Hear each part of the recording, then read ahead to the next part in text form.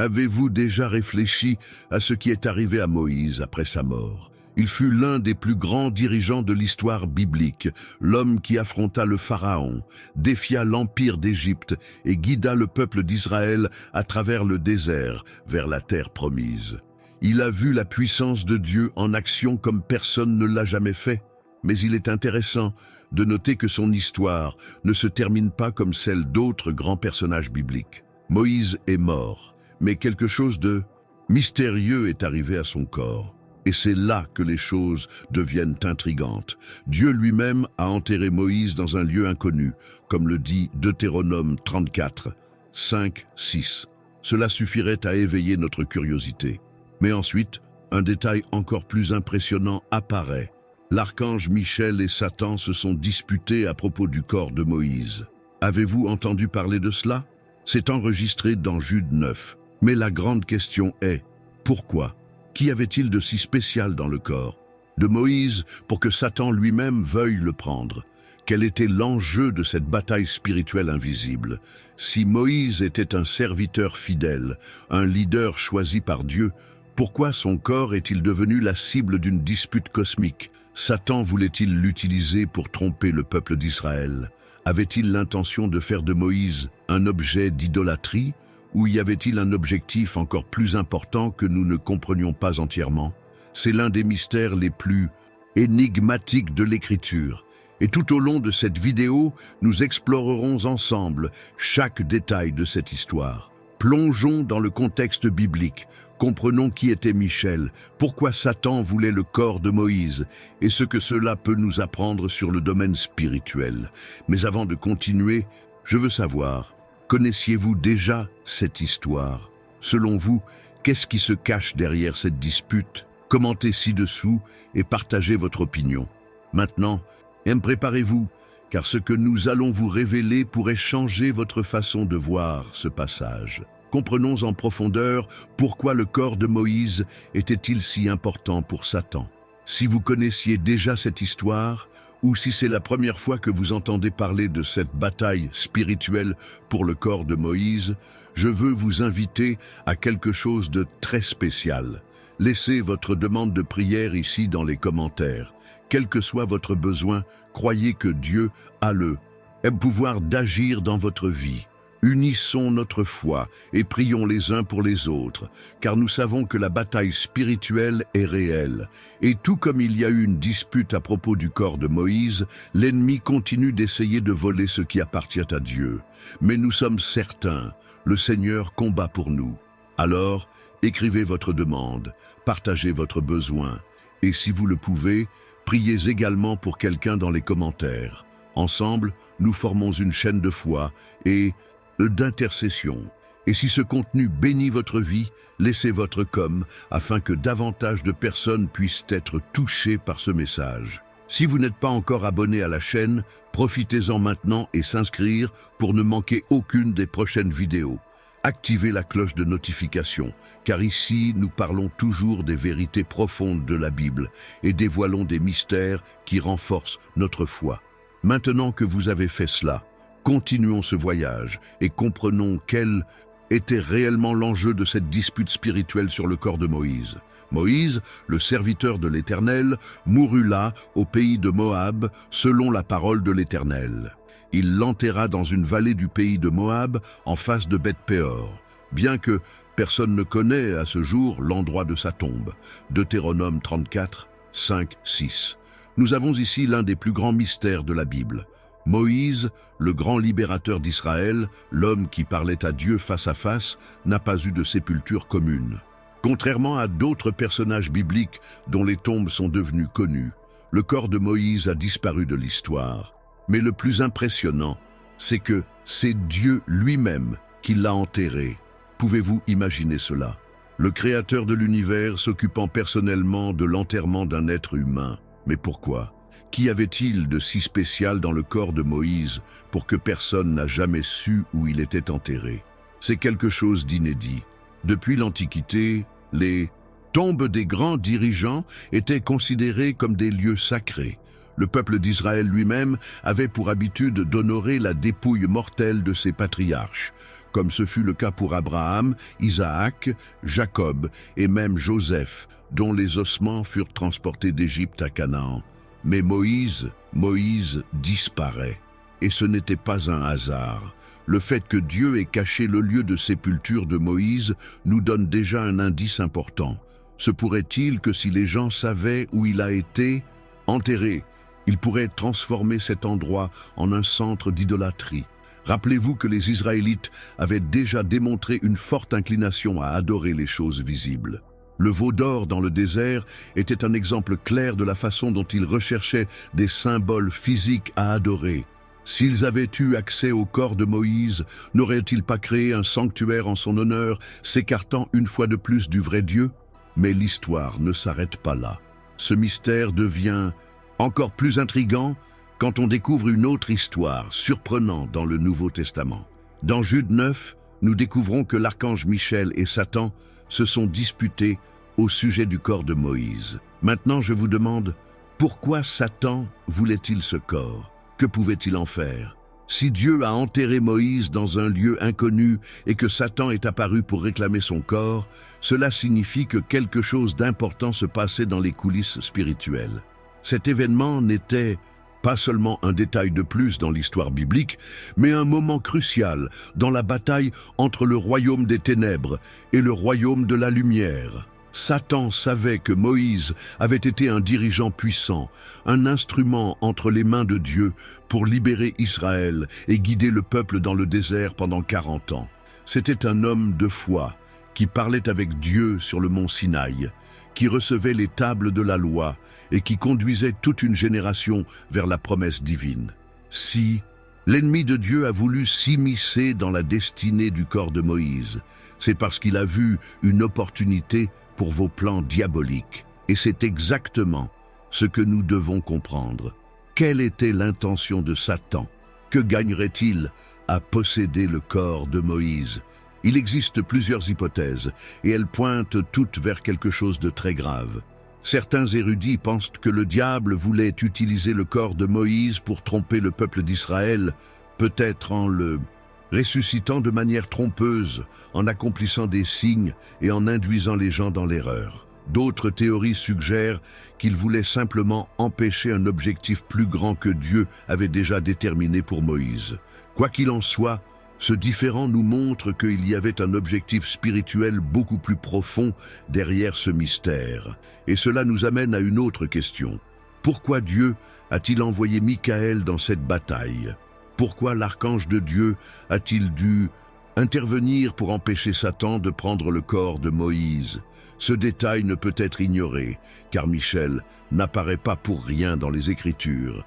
Chaque fois qu'il apparaît, il est impliqué dans des combats spirituels d'une grande importance, protégeant le peuple de Dieu et résistant aux forces des ténèbres. Et c'est exactement de cela dont nous allons parler maintenant. Comprenons le rôle de l'archange Michel dans cette dispute et pourquoi sa présence prouve que ce combat était bien plus grand qu'on l'imaginait. Mais avant de continuer, je veux que vous commentiez ci-dessous « Mystère biblique » pour montrer que vous avez suivi jusqu'ici et que vous souhaitez résoudre cette énigme avec moi. Laissez également votre demande de prière, car moi et notre communauté intercéderons pour vous. Maintenant, passons à autre chose et plongeons encore plus profondément dans ce mystère. Mais l'histoire devient encore plus intense lorsque l'on arrive au Nouveau Testament. Dans Judas 9, on trouve un vers court mais extrêmement mystérieux. Mais l'archange Michel, lorsqu'il luttait avec le diable et disputait au sujet du corps de Moïse, n'osa pas prononcer une malédiction sur lui. Mais il dit « Que l'Éternel te réprimande ». Maintenant, je vous demande, pourquoi l'archange Michel a-t-il dû intervenir directement? Pourquoi cette dispute entre Michel et Satan s'est-elle produite précisément à propos du corps de Moïse? Ce n'est pas quelque chose de courant dans les Écritures. En effet, c'est le seul récit biblique d'une bataille spirituelle, impliquant un corps humain après la mort. Cela nous fait réfléchir. Quel était l'enjeu ici? S'il ne s'agissait que d'un corps sans importance, un simple cadavre sans aucune valeur spirituelle, pourquoi Satan s'y intéresserait-il? Et plus encore, pourquoi Dieu enverrait-il l'archange Michel, l'un des êtres célestes les plus puissants, pour faire face à cette situation? Cela nous montre que ce différend n'était pas anodin. La Bible ne nous donne pas tous les détails de cette bataille, mais ce que nous savons suffit pour comprendre que Satan n'abandonne pas facilement lorsqu'il voit une opportunité de perturber les plans de Dieu. Il a essayé de tromper Adam et Ève en Éden. Il a essayé d'arrêter l'avancement du peuple d'Israël à plusieurs reprises. Il a essayé de détruire la lignée de Jésus tout au long de l'histoire. Il a essayé d'induire le Christ en erreur pendant le temps passé dans le désert. Et maintenant, nous voyons que d'une certaine manière, il voulait aussi prendre possession du corps de Moïse. S'il avait réussi, que aurait-il pu se passer? Utiliserait-il ce corps comme un outil pour tromper le peuple d'Israël? Nous savons que les Israélites avaient déjà tendance à idolâtrer tout ce qui était sacré.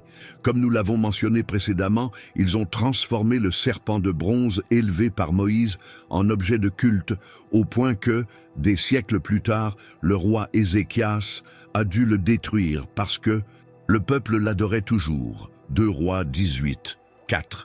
Imaginez maintenant s'ils avaient le propre corps de Moïse, l'homme qui a parlé avec Dieu, qui a libéré Israël d'Égypte, qui a reçu les tables de la loi, qui a accompli des signes et des prodiges devant Pharaon. Le peuple aurait certainement fait de ce corps une idole, un objet de culte, et peut-être même construit un temple autour de lui. Satan pourrait utiliser cela pour détourner le culte qui n'appartient qu'à Dieu seul et transformer Moïse en une figure de vénération. Mais était-ce la seule intention du diable, ou y avait-il quelque chose d'encore plus profond qui se passait?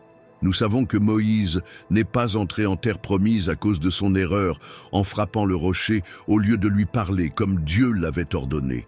Mais sa mission n'était pas encore terminée. Des siècles plus tard, Moïse réapparaît sur le mont de la Transfiguration aux côtés du prophète Élie, parlant à Jésus, Matthieu 17, 1, 3. Cela nous amène à une autre hypothèse. Satan voulait-il empêcher Moïse d'accomplir un objectif futur dans le plan de Dieu?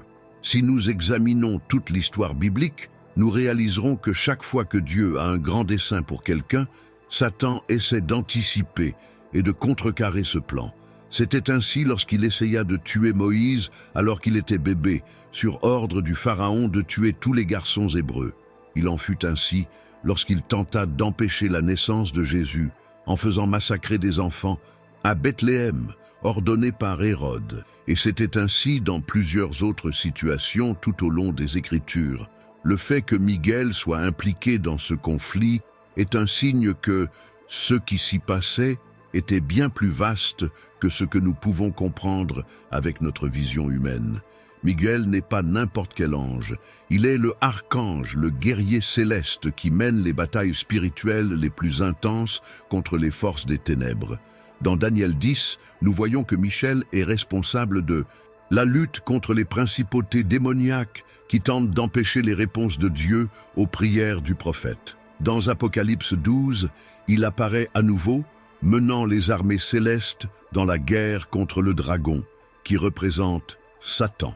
C'est-à-dire, lorsque Miguel apparaît, c'est parce qu'une guerre spirituelle à grande échelle se déroule.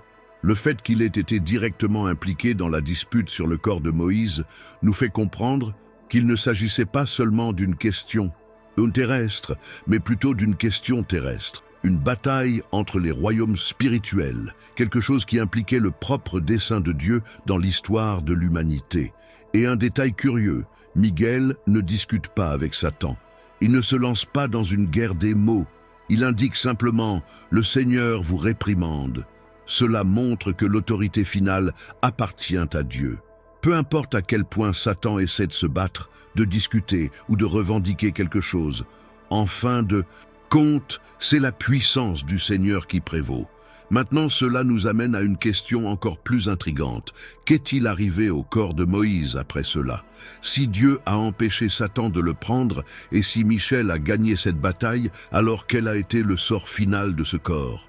Est-il simplement resté caché ou Dieu avait-il un dessein plus grand pour lui? Avant de continuer, je veux connaître votre opinion. Connaissiez-vous déjà cette dispute entre Miguel et Satan? À votre avis, que voulait faire le diable avec le corps de Moïse? Laissez la phrase ici dans les commentaires, la bataille spirituelle est réelle, pour montrer que vous suivez jusqu'ici et que vous souhaitez continuer ce voyage avec moi. Profitez-en également pour déposer votre demande de prière, car ensemble, comme un seul corps, nous pouvons intercéder les uns pour les autres. Maintenant, passons à autre chose et découvrons qu'est-il réellement arrivé à Moïse après cette bataille. L'apparition de Archange Michel dans ce conflit nous donne un signal très clair que quelque chose ce qui se passait dans les coulisses spirituellement était extrêmement important. Chaque fois que Michel apparaît dans les Écritures, il n'apparaît pas par hasard. Il est l'un des anges les plus puissants mentionnés dans la Bible, et sa fonction principale est lutter pour la défense du peuple de Dieu contre les forces des ténèbres. Cela signifie que la dispute sur le corps de Moïse n'était pas une question anodine, mais plutôt une bataille spirituelle de haut niveau. Quelque chose qui, s'il tombait entre de mauvaises mains, pourrait avoir des conséquences dévastatrices. Pour mieux comprendre le poids de cette apparition, il faut regarder d'autres moments de la Bible où Michel est mentionné. L'un des textes les plus révélateurs se trouve dans Daniel 10, 13, où l'on retrouve Miguel décrit comme celui qui lutte contre principautés démoniaques qui tentent d'arrêter les plans de Dieu. Dans le passage, Daniel prie et jeûne, cherchant des réponses de Dieu, mais une force spirituelle maléfique, appelée le prince du royaume de Perse, tente d'empêcher la réponse céleste de lui parvenir. C'est là Miguel passe à l'action, venant aider l'ange messager à briser cette résistance spirituelle et délivrer la révélation à Daniel. Cela nous apprend quelque chose de puissant. Lorsque Miguel est impliqué dans un conflit, cela signifie qu'il y a un grand conflit spirituel en cours, quelque chose qui peut directement interférer avec les desseins de Dieu sur terre. Ceci se répète à un autre moment crucial de l'Écriture, dans Apocalypse 12, 7, où nous voyons Michael diriger les armées célestes dans une grande guerre contre Satan et ses anges déchus. Le texte dit clairement « Et il y eut bataille dans le ciel ». Michel et ses anges combattirent contre le dragon, et le dragon et ses anges combattirent, mais ils ne l'emportèrent pas, et leur place ne fut plus trouvée dans le ciel. Apocalypse 12, 7, 8. Ici, Michael est en première ligne, chassant Satan et ses forces rebelles du ciel, montrant qu'il est l'un des plus grands guerriers de Dieu dans la lutte contre les forces du mal. Cela nous amène à une question inévitable. Si Michael est envoyé dans des batailles spirituelles de ce niveau, qu'est-ce que cela nous apprend sur la dispute concernant le corps de Moïse? La réponse est claire. Cette dispute était quelque chose d'extrêmement important sur le plan spirituel. Le fait que Michael ait été envoyé pour affronter Satan montre que l'enjeu ce n'était pas seulement le corps physique de Moïse, mais quelque chose de bien plus grand, quelque chose qui pouvait affecter la destinée du peuple de Dieu et même les plans prophétiques pour l'avenir. Si cela n'avait pas été quelque chose de très important, n'importe quel autre ange aurait pu être envoyé. Mais non, Dieu a choisi Michel, le guerrier céleste, pour s'occuper de ce problème. Cela nous amène à une autre question, importante. Quel était exactement l'intérêt de Satan pour le corps de Moïse? Que pourrait-il faire de ce corps qui nécessiterait l'intervention directe de l'archange Michel? Nous savons que Satan est un mauvais stratège, qui agit toujours avec des arrière-pensées. Il ne fait jamais rien par hasard. S'il se battait pour prendre possession du corps de Moïse, c'est qu'il y voyait une opportunité de tromper, corrompre ou détourner le plan de Dieu. Nous pouvons penser à certaines possibilités. Comme nous l'avons mentionné précédemment, l'une des hypothèses les plus fortes est l'idée selon laquelle Satan voulait faire du corps de Moïse un objet d'idolâtrie pour le peuple d'Israël. Nous savons que les Israélites avaient une forte tendance à rechercher des symboles physiques de culte. Au cours de leur voyage dans le désert, ils en sont arrivés au point de faire un veau d'or et adorer-le, même après avoir vu les puissants miracles de Dieu. Cela montre à quel point ils étaient vulnérables à ce genre de tromperie. Imaginez maintenant l'impact que cela aurait si, soudainement, le corps de Moïse apparaissait devant eux, manipulé d'une manière ou d'une autre par l'ennemi. Les gens pourraient facilement commencer à le vénérer, en construisant des sanctuaires et en détournant leur culte du vrai Dieu pour un simple homme, aussi important soit-il.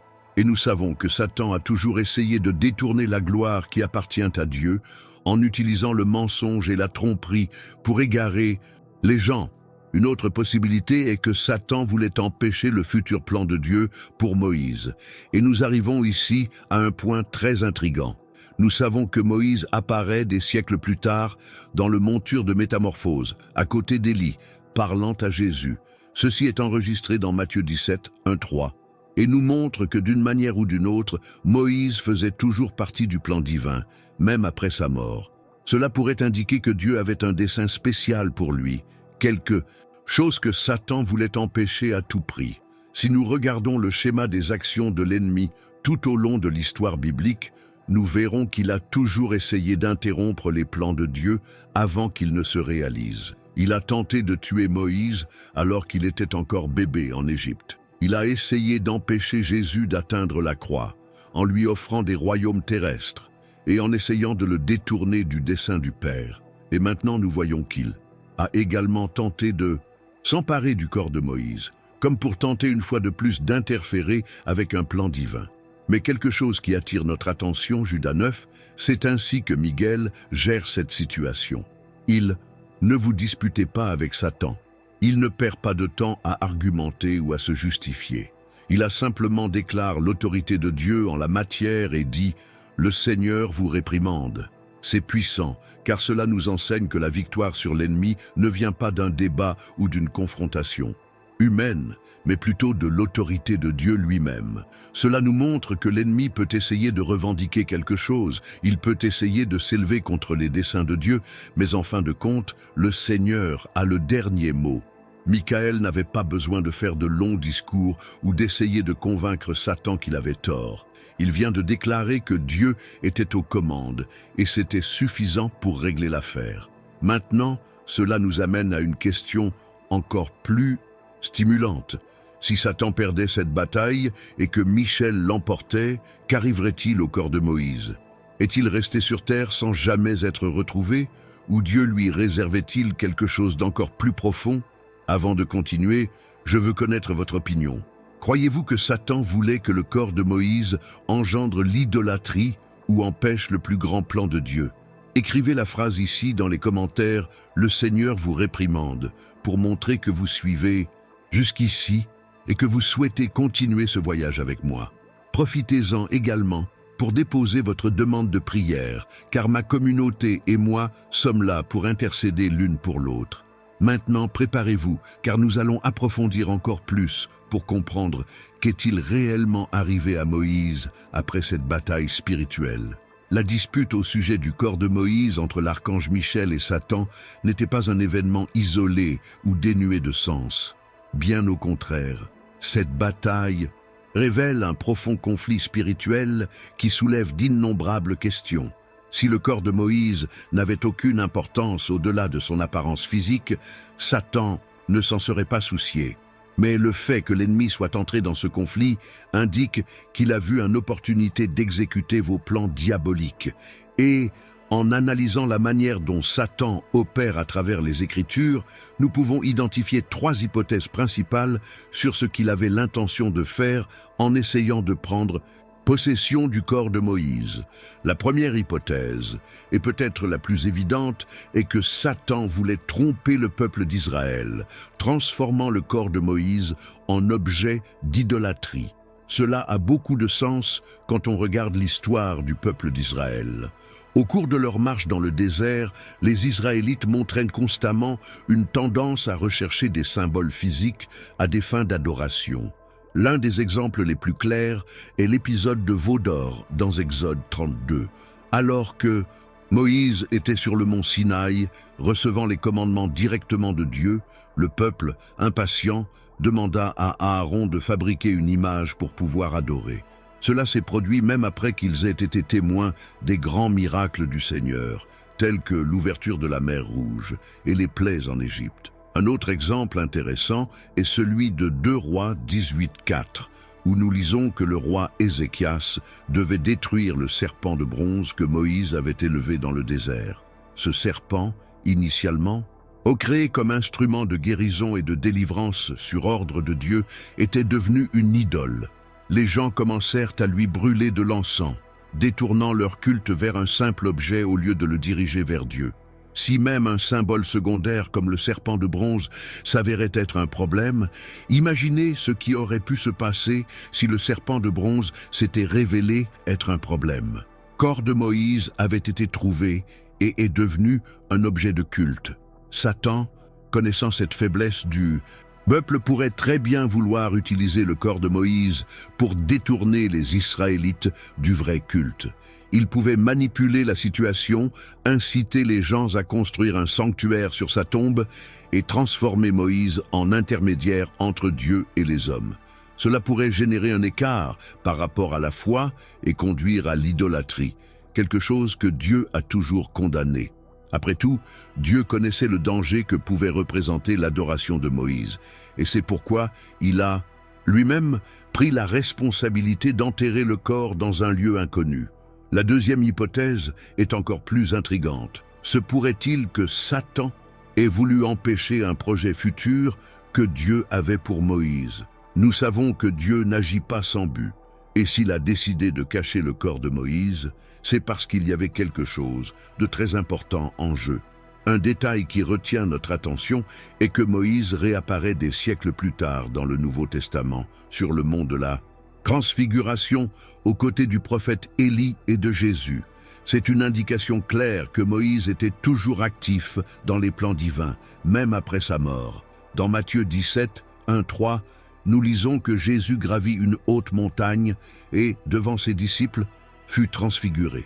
Ses robes devinrent brillantes comme la lumière, et deux personnages apparurent à côté de lui, Moïse et Élie. C'est l'un des moments les plus significatifs du ministère du Christ, car il représente le lien entre la loi, représentée par Moïse, et les prophètes, représentés par Élie, tous deux convergeant vers Jésus, qui accomplit toute l'Écriture. Maintenant, réfléchissez à ceci. Si Moïse est apparu aux côtés d'Élie lors de cet événement crucial, sa présence là-bas était-elle directement liée à un dessein divin que Satan voulait empêcher? Satan savait-il que Moïse avait un rôle futur dans le plan de Dieu et a essayé de contrecarrer ce but? Le diable a toujours cherché à interférer avec les plans de Dieu. Il a essayé d'empêcher la venue de Jésus dans le monde de plusieurs manières. Il a essayé de faire abandonner le Christ à la croix et, à plusieurs reprises, il a essayé de frustrer les prophètes et les dirigeants choisis par Dieu. S'il essayait de détruire le Messie lui-même avant que sa mission ne soit terminée, pourquoi n'essaierait-il pas d'empêcher Moïse d'avoir un objectif futur? La troisième hypothèse est plus complète, mais tout aussi valable. Satan voulait défier l'autorité de Dieu et revendiquer quelque chose qui ne lui appartenait pas. Cela a toujours été la stratégie de l'ennemi, depuis le début. Il a essayé d'usurper la gloire de Dieu au ciel et a été chassé. Ensuite, il a tenté de tromper Adam et Ève en Éden pour leur retirer l'autorité que Dieu leur avait donnée. Plus tard, il tenta de corrompre la lignée de Noé, d'empêcher l'avancement du peuple d'Israël, de détruire la lignée davidique pour empêcher la naissance du Messie et de s'élever constamment contre les prophètes et les serviteurs de Dieu. Ce que nous voyons dans Jude 9 est un autre de ces moments où Satan tente de défier la puissance divine en revendiquant quelque chose que Dieu s'était réservé. Il savait que Dieu avait enterré Moïse et que le corps propriété du Seigneur. Mais comme toujours, il essayait de s'en mêler, essayant de prendre possession de ce qui ne lui appartenait pas. Le fait que Michaël étant envoyé directement pour l'affronter nous montre qu'il s'agissait d'une question d'autorité. Un céleste, Michel, le prince guerrier de Dieu, n'a pas discuté avec Satan. Il vient de déclarer « Le Seigneur vous réprimande », indiquant clairement que le dernier mot appartenait à Dieu. Ce moment nous montre quelque chose de très profond. Le diable peut essayer de s'approprier ce qui appartient à Dieu, mais il ne pourra jamais gagner lorsque l'autorité du Seigneur est déclarée. Miguel n'avait pas besoin d'argumenter. Il n'avait pas besoin de se lancer dans un débat. Il a simplement déclaré que Satan n'avait aucun droit sur ce corps. Et ainsi, le plan de l'ennemi a été contrecarré une fois de plus. Maintenant, la question qui reste en suspens est la suivante. Si Michaël a gagné ce concours, qu'est-il arrivé au corps de Moïse? Est-il resté caché pour toujours? Dieu l'a-t-il conduit vers un autre objectif, plus grand? Y a-t-il un indice dans la Bible à ce sujet? Avant de poursuivre cette enquête, je souhaite que vous commentiez ci-dessous. Moïse fait partie du plan de Dieu. Pour montrer que vous suivez jusqu'ici et que vous souhaitez continuer ce voyage avec moi. Profitez-en également pour déposer votre demande de prière, car ensemble, nous pouvons intercéder les uns pour les autres. Maintenant, plongeons encore plus profondément et découvrons le sort final du corps de Moïse. Le peuple d'Israël, tout au long de son histoire, a démontré à plusieurs reprises une tendance dangereuse. Transformer des objets et symboles sacrés en idoles. Cette faiblesse spirituelle se manifestait constamment, même après avoir été témoins de grands miracles et signes de Dieu. Ils avaient un désir presque incontrôlable de avoir quelque chose de physique devant les yeux à adorer, même si cela signifiait s'écarter des commandements de Dieu lui-même. Et c'est exactement pourquoi nous pouvons comprendre le grand danger que représenterait le corps de Moïse s'il était retrouvé par le peuple. L'un des exemples les plus clairs de cette inclination à l'idolâtrie s'est produit lors du voyage à travers le désert. Lorsque les Israélites, dans un moment de rébellion et d'impatience, ils fabriquèrent un veau d'or et l'adorèrent comme si c'était Dieu lui-même qui les avait libérés d'Égypte. Cet événement choquant est enregistré dans Exode 32, et le plus impressionnant, c'est que tout s'est passé tandis que Moïse était sur le mont Sinaï et recevait des instructions directes de Dieu. Les gens ne voulaient pas attendre, ils ne voulaient pas dépendre d'un Dieu invisible, alors créer une idole de ses propres mains pour pouvoir adorer quelque chose de tangible. Mais ce n'était pas le seul cas. Des siècles plus tard, nous trouvons un autre exemple emblématique dans 2 Rois 18:4, lorsque le roi Ézéchias a dû prendre une décision radicale pour mettre fin à un grave problème d'idolâtrie parmi le peuple de Dieu. Pendant longtemps, les Israélites, ils commencèrent à brûler de l'encens et à adorer le serpent de bronze que Moïse avait fabriqué dans le désert, l'appelant Neustin. Ce serpent avait été élevé par Moïse sous l'ordre de Dieu pour guérir ceux qui avaient été mordus par des serpents venimeux, comme indiqué dans Nombre 21:8-9. À ce moment-là, regarder le serpent de bronze était un acte de foi et d'obéissance à Dieu, et non de l'idolâtrie. Mais au fil du temps, les gens ont détourné ce sens et a commencé à adorer le serpent comme s'il avait lui-même le pouvoir, oubliant que ce n'était qu'un instrument utilisé par Dieu. Maintenant, si quelque chose d'aussi simple qu'un serpent de bronze élevé sur un poteau a fini par devenir une idole pour le peuple d'Israël, imaginez ce qui serait arrivé si seulement ils avaient accès au corps de Moïse. Nous parlons du plus grand dirigeant qu'Israël ait jamais eu. L'homme qui a sorti le peuple de l'esclavage en Égypte, qui a parlé à Dieu face à face, qui a ouvert la mer Rouge et qui a reçu les tables de la loi directement des mains du Seigneur. Pour eux, Moïse était une figure gigantesque, presque mythologique. Son nom était lié à toutes les grandes prouesses du voyage dans le désert. Si le peuple avait retrouvé son corps, nul doute qu'ils auraient transformé son tombeau en lieu de culte et de pèlerinage. Ils auraient pu construire un temple sur sa tombe, faire des statues en son honneur et même commencer à lui adresser des prières, s'écartant complètement du dessein de Dieu.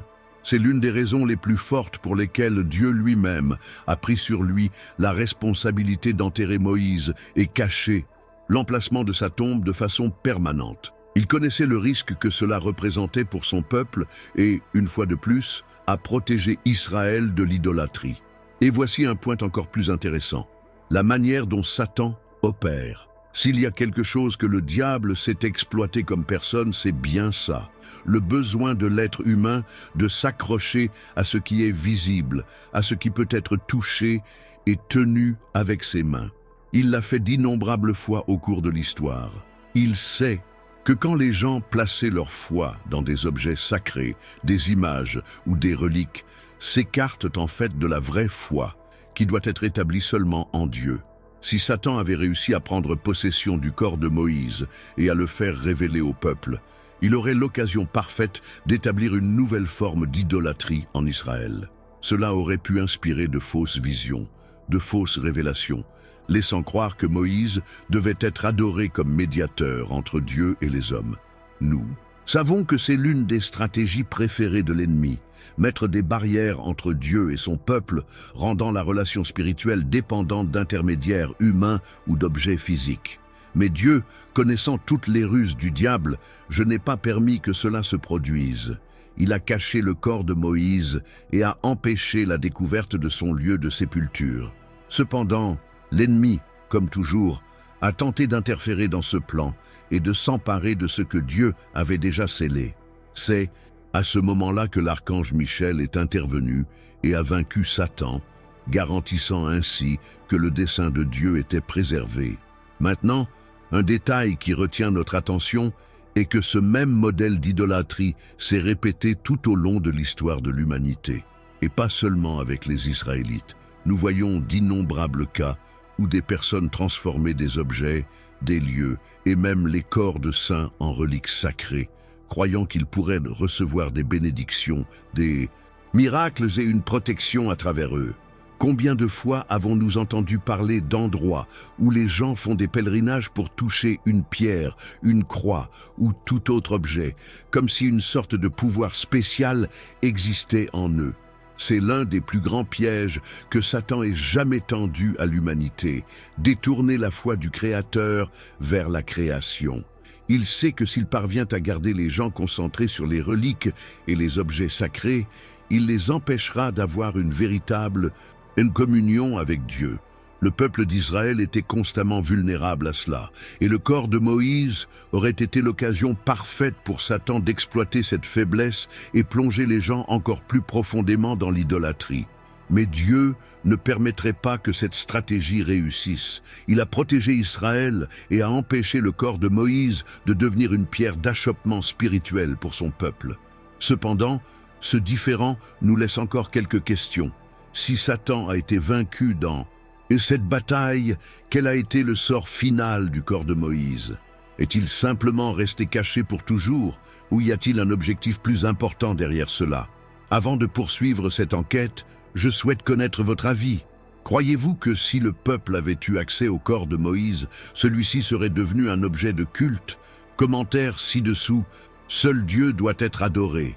Pour montrer que vous suivez jusqu'ici et que vous souhaitez continuer ce voyage avec moi, laissez également votre demande de prière dans les commentaires, car ensemble, nous pouvons intercéder les uns pour les autres.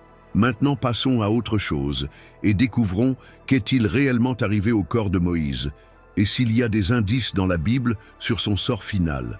Moïse était l'un des plus grands dirigeants de l'histoire biblique, un homme choisi directement par Dieu pour conduire le peuple d'Israël de l'esclavage en Égypte à la terre promise. Cependant, malgré son rôle crucial dans la libération du peuple et l'application de la loi, lui-même n'est pas entré dans la terre promise. C'est l'un des aspects les plus intrigants de votre histoire et, étonnamment, il peut être lié à disputes spirituelles sur votre corps après sa mort. Dans Nombre 20:12, Dieu déclare à Moïse et à Aaron qu'ils ne conduiraient pas le peuple dans le pays qu'il avait promis. La raison? Moïse a désobéi à un ordre direct de Dieu. Le peuple d'Israël se plaignait une fois de plus dans le désert, cette fois à cause du manque d'eau, et Dieu ordonna à Moïse de parler au rocher pour que l'eau en sorte. Cependant, au lieu de suivre la direction divine, Moïse, en colère contre le peuple, il a frappé le rocher 2 fois avec son bâton au lieu de simplement lui parler. Cette action semble petite, mais pour Dieu, ce fut un grand échec, car Moïse n'a pas sanctifié le nom du Seigneur devant les Israélites. Ce châtiment peut paraître sévère à première vue. Après tout, Moïse avait été un dirigeant fidèle et dévoué. Cependant, cet épisode a une signification bien plus profonde qu'il n'y paraît. Le rocher dans le désert symbolisait le Christ, et cette scène avait une signification prophétique. Dans 1 Corinthiens 10:4, l'apôtre Paul nous dit que le Christ était le rocher qui accompagnait Israël dans le désert. Lorsque Moïse frappa le rocher, il brisait un symbole prophétique, car Christ serait blessé une fois pour que de ses blessures, la vie coule pour toute l'humanité. Le frapper à nouveau était une décomposition de la représentation du plan de rachat. parce que le Christ n'aurait pas besoin d'être blessé 2 fois pour nous donner l'eau de la vie. Mais qu'est-ce que cela a à voir avec dispute spirituelle sur le corps de Moïse? Moïse n'est pas entré physiquement dans la terre promise, mais son histoire ne s'est pas arrêtée là. Comme nous l'avons vu, il réapparut des siècles plus tard dans le monture de Métamorphose, à côté d'Élie, parlant à Jésus. Cela nous fait penser, Dieu avait-il un dessein plus grand pour Moïse qui allait au-delà de l'entrée dans le Canaan terrestre? La dispute sur son corps était-elle liée à son rôle dans l'avenir du plan divin?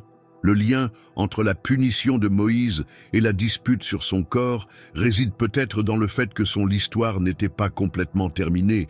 Satan le savait. Il essayait toujours de contrecarrer les plans de Dieu avant qu'ils ne se réalisent. C'était comme ça quand il essayait d'interrompre la lignée messianique tout au long de l'histoire d'Israël. C'était comme ça quand il essayait de tuer Jésus alors qu'il était bébé. Et c'était comme ça quand il essayait de détourner le Christ de son but pendant les tentations dans le désert. Le diable essaie toujours d'empêcher les pièces du plan divin se mettent en place. Si Moïse était entré physiquement en terre promise, son voyage se serait terminé là. Mais comme il n'entra pas, son mission étendue au-delà de sa vie terrestre. Il a été caché par Dieu et réapparaît plus tard dans le Nouveau Testament, ce qui implique que sa participation au plan divin allait au-delà de ce que les yeux humains pouvaient percevoir. Et Satan, d'une manière ou d'une autre, savait que le corps de Moïse avait un but plus grand et a essayé d'intervenir, peut-être pour empêcher ou corrompre ce but. Un autre point intéressant est que Moïse représente pour vous, tandis qu'Élie représente les prophètes. Sur le mont de la Transfiguration, Moïse et Élie apparaissent aux côtés de Jésus, et ce n'est pas un hasard. La présence de ces 2 géants de la foi souligne le fait que Christ accomplissait à la fois la loi et les prophéties de l'Ancien Testament. Cela nous fait réfléchir.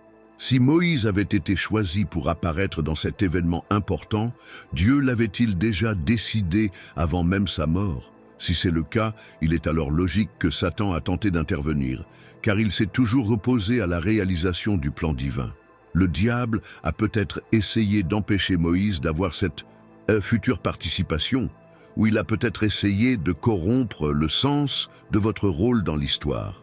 L'une des grandes stratégies de Satan a toujours été de prendre quelque chose de sacré et d'en déformer le but, que ce soit en transformant des symboles divins en objets d'idolâtrie ou en semant la confusion dans la compréhension de la volonté de Dieu. Et voici une autre question. Que se passerait-il si Moïse avait été ressuscité de la mauvaise manière, en dehors des desseins de Dieu? Que se passerait-il si Satan avait réussi à tromper le peuple d'Israël en lui faisant croire que Moïse était revenu d'entre les morts grâce à une intervention démoniaque? Cela aurait pu conduire à une déviation majeure dans la foi du peuple, provoquant encore plus de confusion et d'idolâtrie. Mais Dieu ne permettrait pas que cela se produise. C'est pourquoi l'archange Michel est intervenu, réprimandant Satan et veillant à ce que le plan de Dieu soit préservé. Miguel n'a pas discuté. Il n'a pas discuté, il a simplement déclaré « Le Seigneur vous réprimande ». Cette phrase montre que l'autorité finale appartient à Dieu et qu'aucune tentative de l'ennemi ne peut prévaloir contre les décrets divins. Maintenant, une question inévitable se pose. Si Satan a perdu ce concours, qu'est-il arrivé au corps de Moïse? Est-il simplement resté caché pour toujours? Est-ce que Dieu lui a fait quelque chose? Existe-t-il un autre indice dans la Bible qui pourrait indiquer un sort plus surprenant? Pour Moïse? Avant de continuer, je veux connaître votre opinion. Croyez-vous que Satan a essayé d'interférer avec l'avenir de Moïse parce qu'il savait qu'il aurait encore un rôle important dans le plan de Dieu? Commentaire ci-dessous. Rien n'arrête les plans de Dieu pour montrer que vous suivez jusqu'ici et que vous souhaitez continuer ce voyage avec moi.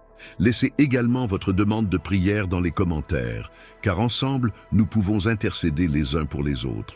Maintenant, passons à autre chose et découvrons qu'est-il réellement arrivé à Moïse et s'il y a des indices dans la Bible sur son sort final. L'apparition de Moïse aux côtés d'Élie dans Transfiguration de Jésus, inscrit à Matthieu 17, 1-3, est l'un des événements les plus mystérieux et fascinants de la Bible.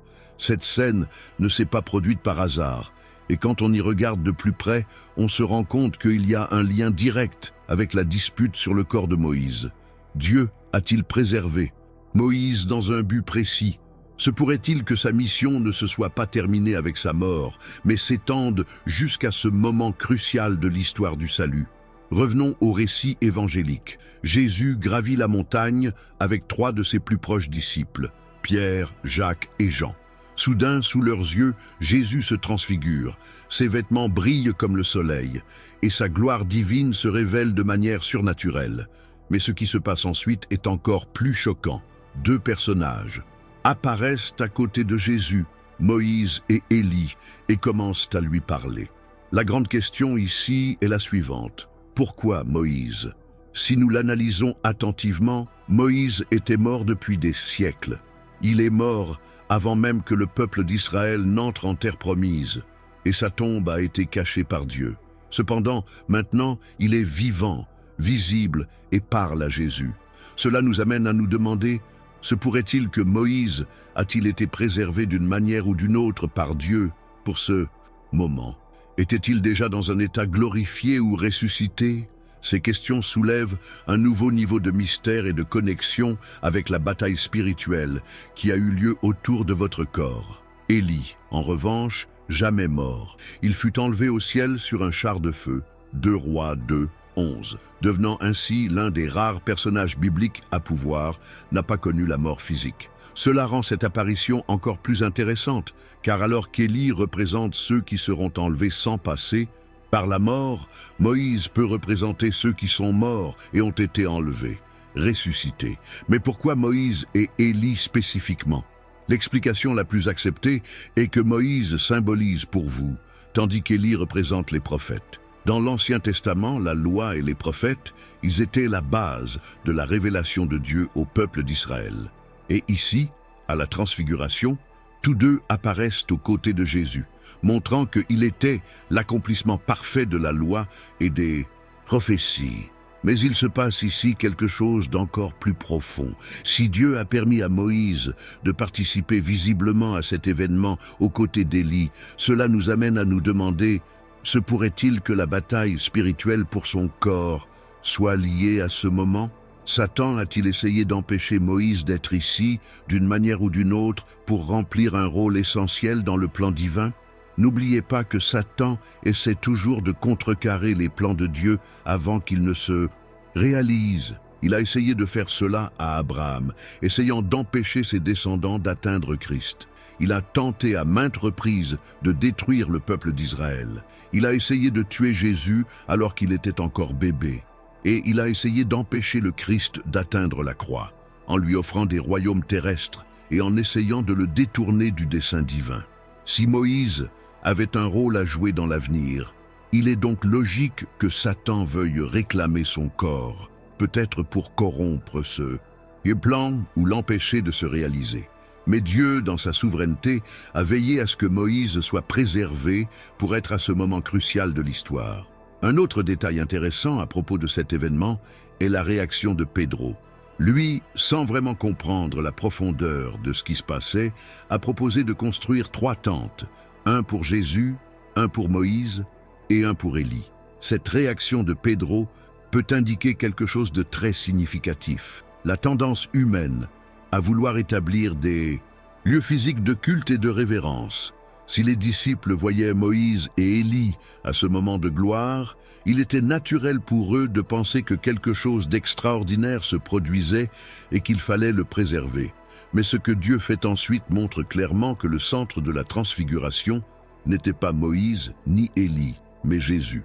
Un nuage brillant les entoura et une voix vint du ciel disant « Celui-ci est mon fils bien-aimé, en qui je me complais, écoute-le. » Matthieu 17, 5. Ce moment était crucial pour que les disciples comprennent que Jésus n'était pas seulement un grand maître ou un prophète comme Moïse et Élie, mais plutôt le Fils de Dieu lui-même, celui qui était au-dessus de la loi et des prophètes, car il était l'accomplissement parfait des 2.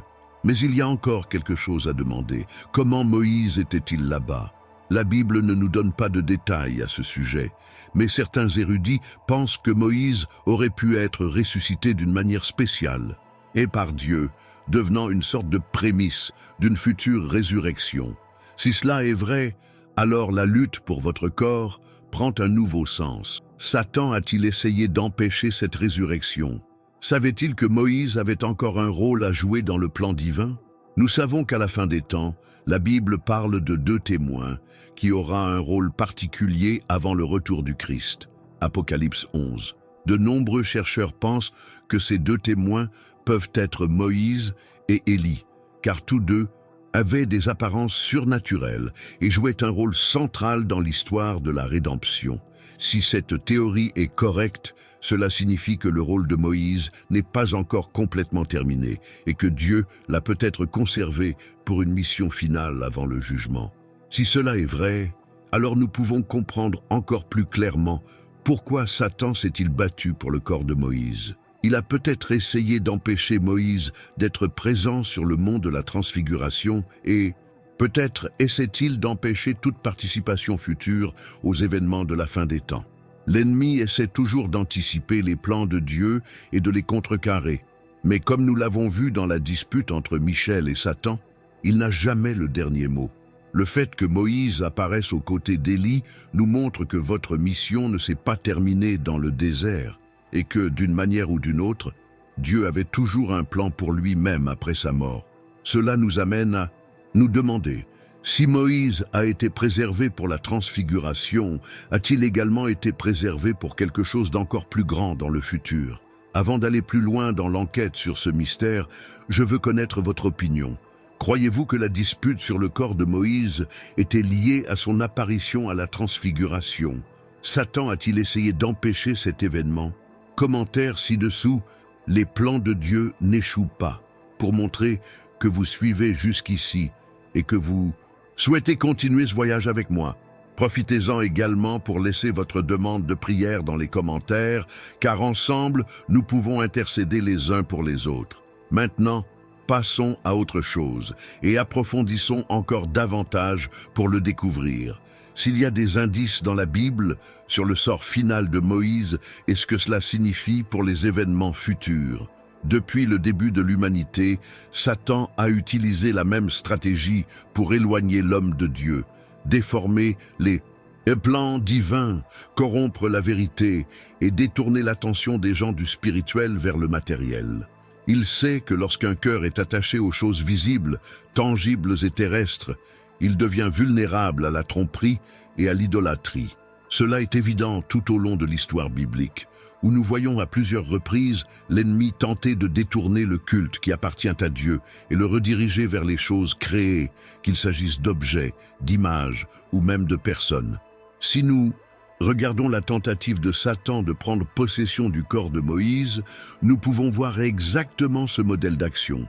Comme nous l'avons déjà évoqué, s'il avait atteint son objectif, il aurait pu utiliser cet organe comme un outil de tromperie, détournant la foi du peuple d'Israël et le conduisant à vénérer Moïse au lieu d'adorer le Dieu qu'il a appelé et lui a donné le pouvoir. L'ennemi agit toujours de manière subtile, masquant ses intentions et donnant aux gens l'illusion qu'ils font quelque chose de bien, alors qu'en réalité ils sont détournés de la vérité. Cette lutte spirituelle ne s'est pas arrêtée à l'époque de Moïse. À ce jour, l'ennemi essaie de lier les gens à des objets religieux, des reliques, des images et des lieux spécifiques, comme si la présence de Dieu se limitait aux choses physiques. Mais la vérité biblique nous enseigne que ce n'est pas un lieu, une relique ou un objet qui nous relie à Dieu, mais plutôt une véritable relation avec lui, à travers Jésus-Christ. Beaucoup tombent dans le piège de chercher Dieu dans les choses visibles, plaçant leur foi dans les images, les amulettes, les croix, les objets oints ou même dans certaines personnes, croyant que ces éléments ont un pouvoir particulier. Mais la parole de Dieu nous enseigne que le salut n'est pas dans les symboles ni dans les objets physiques, mais uniquement en Jésus-Christ. Dans Jean 14,6, Jésus déclare clairement « Je suis le chemin, la vérité et la vie. Personne ne vient au Père que par moi. » Cette déclaration détruit complètement toute idée selon laquelle nous avons besoin de quelque chose d'autre que lui pour atteindre la présence de Dieu. Moïse était un grand leader, un homme choisi par Dieu pour libérer Israël, mais il n'était pas le chemin. Élie était un prophète puissant, mais il n'était pas la vérité. Juste Jésus est le médiateur entre Dieu et les hommes. 1 Timothée 2,5. Si Satan avait réussi à corrompre le dessein de Moïse ou à transformer son corps en objet d'adoration, cela aurait été un autre grand piège pour le peuple de Dieu. Mais tout comme il a échoué dans d'autres tentatives visant à contrecarrer les plans divins, il a également échoué dans celle-ci. L'archange Michel est intervenu, empêcher que le corps de Moïse soit utilisé comme instrument de tromperie. Cela nous apprend quelque chose de très important. Notre foi ne peut pas être basée sur des choses extérieures, mais plutôt sur une relation personnelle et véritable avec Dieu. Malheureusement, de nombreuses personnes tombent encore dans le piège de la recherche de la présence de Dieu, dans des objets ou des rituels, comme s'il était limité aux choses physiques. Mais Jésus nous a appris que Dieu est esprit, et ceux qui l'adorent doivent l'adorer en esprit et en vérité. Jean 4, 24. Cela signifie que notre connexion avec Dieu ne dépend pas de lieux sacrés, d'objets spécifiques ou de tout ce que nous pouvons toucher ou voir. Cela se produit à travers notre foi, notre abandon et notre communion avec lui. La Bible nous met en garde contre le danger de l'idolâtrie, et l'histoire de Moïse nous montre que même quelque chose de légitime peut devenir une pierre d'achoppement lorsque les gens se concentrent sur l'objet et non sur Dieu. C'est exactement ce qui s'est passé avec le serpent de bronze, ce que Dieu avait ordonné à Moïse de faire pour guérir les Israélites dans le désert. Au fil du temps, cet objet qui était initialement un instrument de délivrance est devenu un idole, au point que le roi Ézéchias dut le détruire des siècles plus tard, parce que le peuple avait commencé à l'adorer. 2 Rois 18, 4. Cela prouve que les êtres humains ont tendance à transformer ce qui est physique en sacré, en oubliant que ce qui compte vraiment, c'est la présence de Dieu dans nos vies. L'ennemi en profite et pousse de nombreuses personnes à passer leur vie à chercher quelque chose de tangible auquel s'accrocher, alors qu'en réalité, tout ce dont nous avons besoin est de déjà donner gratuitement en Christ. Ce que nous devons comprendre, c'est que ce n'est pas un objet, un rituel ou une tradition qui nous rapproche de Dieu, mais plutôt un cœur sincère et abandonné à lui. Lorsque Jésus mourut sur la croix, le voile du temple fut déchiré de haut en bas, symbolisant qu'il n'y a plus de barrière entre Dieu et les hommes. Nous n'avons pas besoin de saintes reliques, nous n'avons pas besoin d'intermédiaires humains, nous n'avons besoin de rien d'autre que Jésus pour avoir accès au Père. Et c'est exactement ce que Satan veut cacher. Il veut que les gens continuent à croire qu'ils ont besoin de quelque chose de plus pour se rapprocher de Dieu.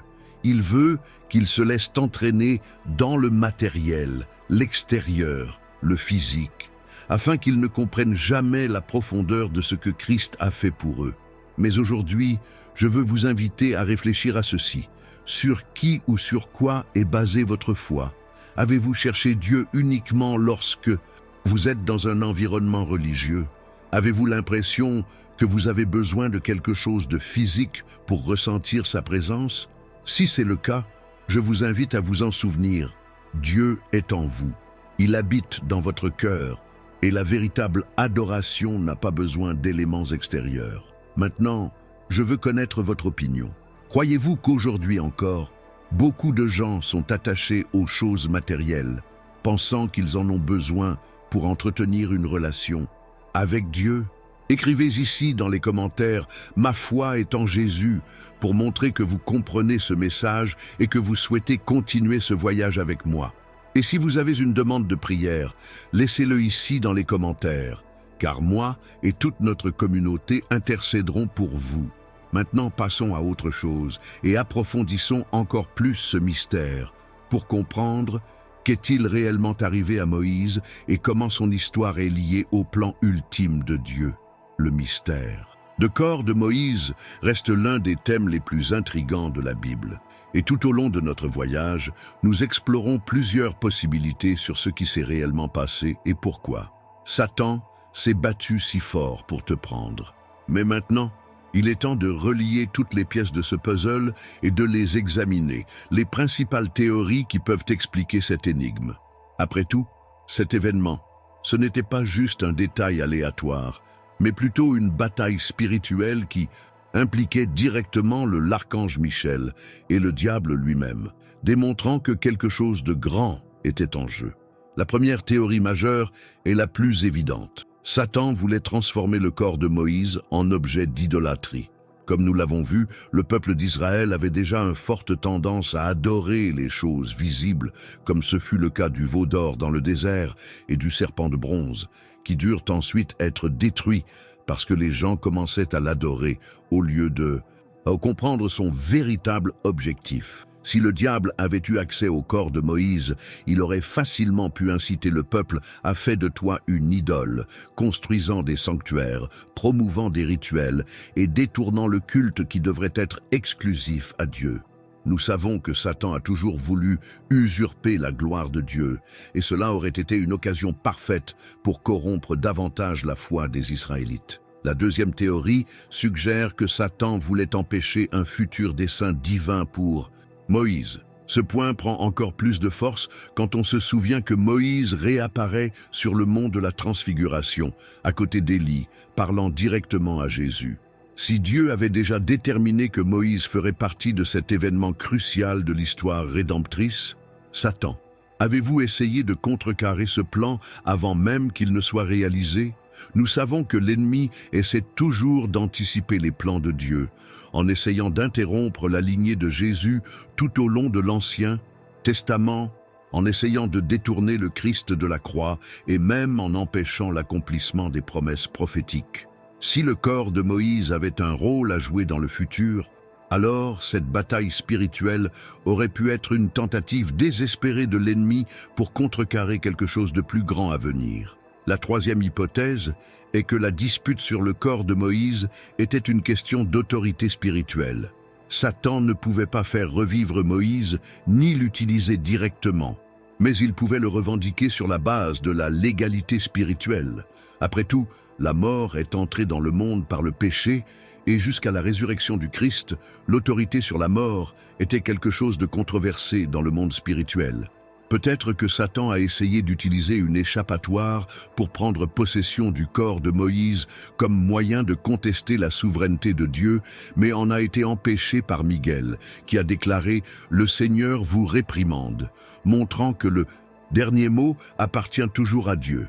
Et enfin, il existe une théorie encore plus profonde qui relie Moïse à l'avenir de l'humanité. Dieu l'a-t-il préservé pour un rôle à la fin des temps? Cette idée vient de la prophétie de 2 Témoins d'Apocalypse 11, où nous voyons 2 hommes qui joueront un rôle crucial dans les derniers événements avant le retour du Christ. De nombreuses interprétations suggèrent que ces 2 témoins pourraient être Moïse et Élie, car tous 2 sont déjà apparus ensemble dans la Transfiguration et ont joué un rôle central dans l'histoire de la rédemption.